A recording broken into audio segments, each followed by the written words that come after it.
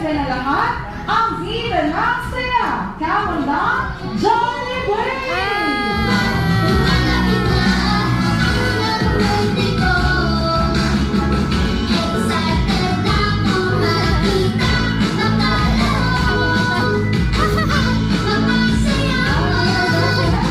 Okay, best friend, I see you have a parang kanina yan.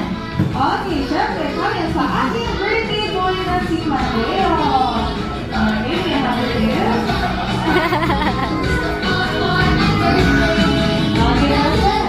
Okay, dahil birthday ni Mateo, alam ko meron ka pang gusto sabihin kay Mateo. Ano yun?